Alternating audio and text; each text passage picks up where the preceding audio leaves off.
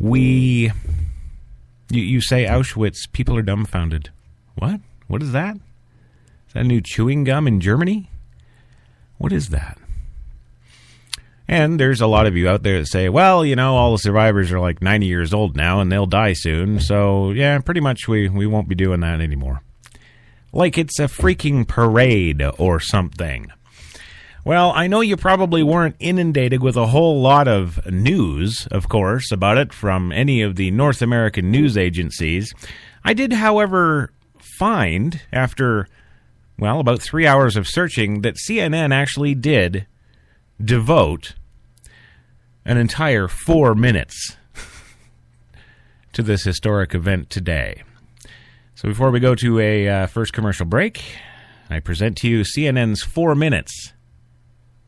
We've been seeing a ceremony conducted here on the grounds of Auschwitz, in particular the complex known as Birkenau, which was the main center for the extermination, for the mass execution, murder of the bulk of the prisoners who came through this Nazi German complex, where thousands of people were being taken a day to gas chambers, and then their bodies of these victims incinerated in crematorium that were on the grounds of this complex, the one that's behind me here. So the ceremony taking place in a tent in front of the main gates of Birkenau, where the rail line of the trains that came in packed with victims who did not know where they were going to end up. They arrived packed in these cattle cars, men, women, and children. More than 90% of the more than 1.1 million people who were killed here were Jews brought in from all across Europe. And there were warnings issued today from survivors who spoke to the assembled audience here, as well as from the president of the World Jewish Congress, warnings about intolerance, about what they perceive as a rise of anti-Semitism in Europe. In particular, with regards to the attacks in Paris just a few weeks ago, where a Jewish supermarket was attacked there, in addition to the offices of Charlie Hebdo. So a repeated appeal from some of the speakers here warning, how is it possible that 70 years after atrocities on such a mass scale that Jews could once again feel fear for their lives back here on the European continent? It was the words of 86-year-old Roman Kent. He was a very moving speaker who wept as he said, quote, "We survivors do not want our past to be our children's future." And that is a theme today on this poignant and somber anniversary, because as the chief rabbi of Poland has pointed out, some of these survivors in their 80s and 90s may not be here in the future, especially in such large numbers, to share their eyewitness stories of one of the darkest chapters of humanity. Robin. Absolutely. 1 million out of the 6 million Jews. My existence. We survivors do not want our past to be our children's future. I hope and believe that this generation will build on mankind's great traditions, tempered by understanding that these traditions must embrace pluralism and tolerance, decency and human rights for all people. Again, those are the words of 84-year-old Roman Kent, 86-year-old rather, one of the survivors of the Auschwitz concentration camp and death camp. There were some 300 survivors gathered here, and you could see that some of them clearly moved to tears. And we've seen, as some of them have returned to the camp to tour for the very first time, as one man I spoke with put it yesterday, this was a killing factory. And he repeated this appeal. It's up to future generations to ensure that something like this, a nightmare like this, never happens again. Well, there you go. That's CNN's 4 whole minutes on the dealio. And did you notice how the reporter had to throw in Charlie Hebdo? Yes, he had to do that so that morons like us over here in the United States could understand, maybe. Oh, wait, no. No, he's sadly mistaken in the comparison. This isn't terror, ladies and gentlemen. This was extermination. There's a difference.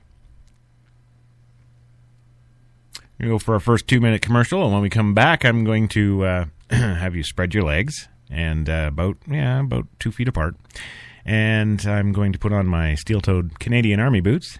Yes, and I'm going to let you have it square in the bag. Back in 2.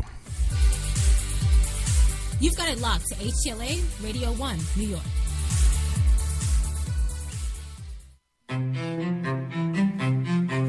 What if there was a coffee that was sourced from some of the world's most renowned growing regions, abundant with rich, fertile soil? What if this coffee was picked at the perfect moment, then packed meticulously and shipped carefully to be roasted under the watchful eye of coffee masters? What if it was expertly blended, ground, and sealed, ensuring maximum flavor and freshness, then brewed in small batches and always served fresh within 20 minutes, just the way you like it? Now, what if this coffee just happened to be the coffee you already know and love? Tim Hortons. Always fresh. Always great tasting coffee. The hot new accessory, brows that wow. New from Maybelline, New York, it's Brow Drama, our first sculpting ball brush with tinted gel. Just sweep, then sculpt for bolder, sculpted brows. New Brow Drama. Get the look at Maybelline.com. Maybe it's Maybelline. When we arrived at our hotel in New York, the porter was so incredibly careless with our bags. And the room they gave us, it was beautiful. A broom closet. But the worst part was the shower. My wife drying herself with the Egyptian cotton towels, shower curtain, defined that whole vacation for her.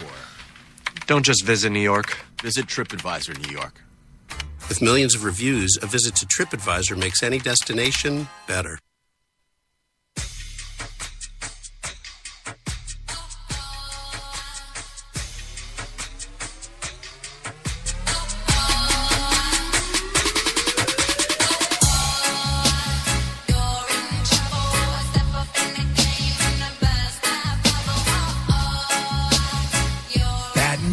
Glasses. White Rum has a new captain. Introducing the all-new Captain Morgan White Rum. 5 times distilled for a smoother taste.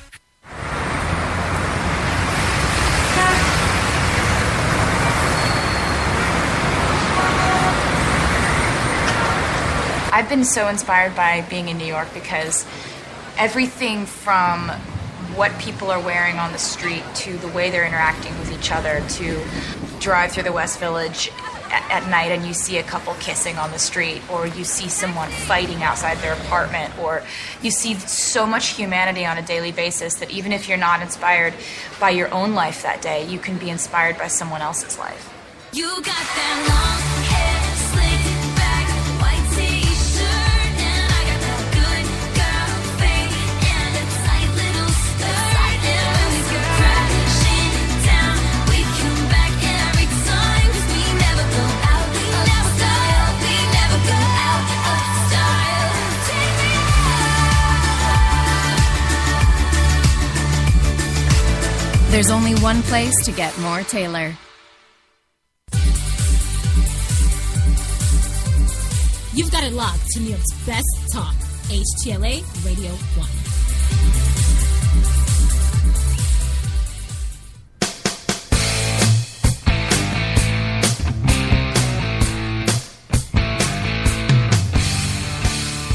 There you go. There it is, and yes, you do. HTLA Radio 1 New York, Crash Talk. 9:20 in the p.m. Eastern Time, 26 degrees Central Park. And you're kicking it with the one, the only Chris Crash Jesus Taylor here on the old Looney Tunes tonight. Tonight's show, of course, no Jews is good Jews. Huh? Yeah? That should piss somebody off. Reminder once again, tonight's show is, of course, as always, brought to you by Tim Hortons New York City and their fine 8 locations throughout the city to serve your coffee and baked goods needs. Also, this episode is powered by Procast. What's with all the dinging? God, stop the dinging. Yes, we are powered by Procast Global Incorporated, of course. And I don't know, what else we got going on here? Oh, we got a lot of stuff going on. Yeah, like I was about to kick you all in the balls. Right. Did you know, this is just a little kind of side note to segue back into the joy that is tonight's show. And no, I didn't really want to do it. And I do need to point out and make disclaimer right now that the facts and opinions brought up in tonight's show are, of course, in no way, shape, or form those of HTLA Radio 1 or her affiliates. No, they're mine and mine alone. Yes, the lone Canadian out in the wasteland of America. That's it. I don't know, something dramatic like that. Fill in the blanks. But no, we just heard before the commercial break there, CNN trying to put their little 2 cents in there and throw that terrorism aspect into, of course, the 70th anniversary ceremonies going on all over the world, but oddly enough, not here. No, because we all have better things to do. Did you know that right now as I'm speaking to you, there are Germans in Germany who are around my age, mostly, some older, but mostly right around my age, 45, 55, that kind of range in there. And these people, 70 years later, are worried. They're not worried about things that you're worried about, America. They're not worried about Kanye West and his latest selection of clothes. They're not worried about Kim Kardashian's way too big ass. They don't really care about Andre Agassi and is he still playing tennis. They don't care how Obama is doing in the polls, or indeed mostly what he's doing anywhere else. They don't care. They have bigger fish to fry. They have more immediate concerns, and some of those concerns were voiced in a documentary. Yes, because you know me. I got to keep up on everything, and one of the ways I like to keep up on a lot of major topics is documentaries, because, well, I'm a filmmaker. Call me crazy, but right now in Germany, those people, they're worried, and they're worried about a return of another Adolf Hitler. They're not being jokey about it. They're not being, Mr. and Mrs. Johann Panic Button. No. They're well-adjusted adults who have real concerns about a movement like that growing in the world again. The older folks in Germany and indeed in all over Europe, because you see, all over Europe, they like Canada, we all actually get taught about all of this stuff. Fun little facts like, did you know there was 16,000 Nazi death camps? And did you know that Auschwitz was just one of them?